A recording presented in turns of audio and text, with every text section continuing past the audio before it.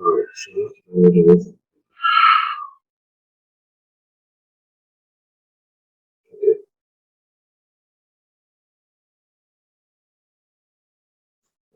alright, so the basic idea about the software is that um, your business is going to buy from the head office, right? Um, After you bought the items, you transfer to the zones, who are also further going to sell to the various farmers within the zone. So the first thing that I'm going to be looking at is how you're going to purchase the software. There are two major ways in which you can do your purchase. That is using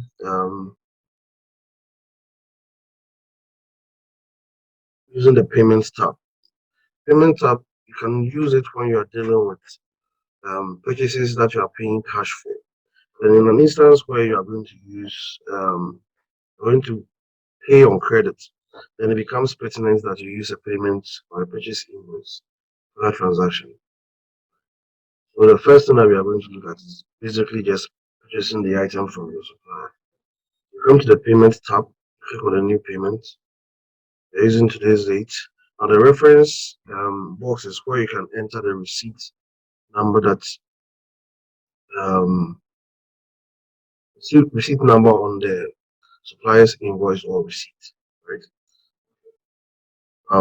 If you are paying through check or through cash, you should have cash in hand appearing here as a cash account. And for default sake, I'm using Access Bank as the mode of payment. And because you are using the bank to pay, the software obviously understands that times when you sign a check or a transaction goes on, that is not the very day that the money is going to hit the supplier's account. Probably takes days before they go there. So in an instance where the cash amount hasn't cleared from your bank account, you leave the status as pending. And when it does, you clear it, and then you select the specific date where the client cleared or the money was deducted from your bank account.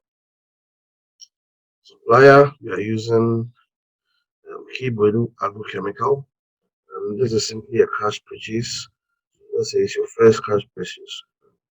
The cash purchase 001. Now, yeah, adding more lines to it to make room for the inventory items that we are buying for our business. So the first one is Sita Star. Second one is Day of Confidence. The next one is say Raffle, Feed, and Khalil. We then take the quantity and the unit price. This will give us room to enter the quantity of items that we are buying and then the unit price per item. Assumption is that we are buying 100 pieces in terms of quantity of every single item. Here, here, here. And then the quantity that the unit price, I'm going to assume unit price of these items.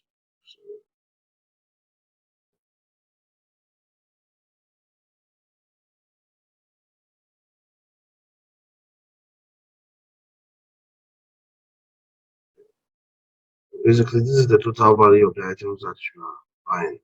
Now, because you are dealing with inventories and you have to be moving inventory from one location to the other, it becomes very important that when you are purchasing an item, you indicate where those items are coming from. Also, for the start, Accra being the head office, I'm going to assume that when you purchase your item, all the items you purchase shall come to your head office. It is Accra main. So select Accra main, then click on create. So basically, this is how you report your purchase. Now let's go and then check something. Let's come to what's when we come to inventory quantity by location. Let's edit this. So assuming, let's delete this one. Assuming you want to know the quantity of stocks you have at your point, just simply come to new reports, click on the new reports,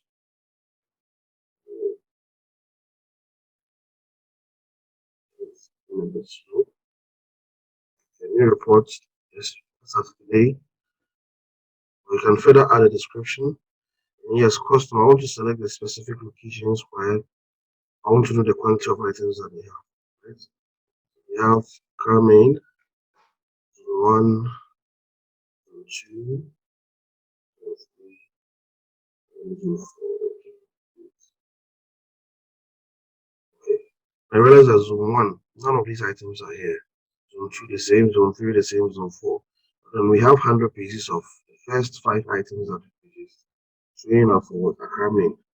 So the assumption or what we should be expecting is that when we transfer them, we're going to have them showing the quantity showing in every zone. Or, yeah, basically that's the idea. And so this is what you should be looking at if you are using this software to purchase items. Right.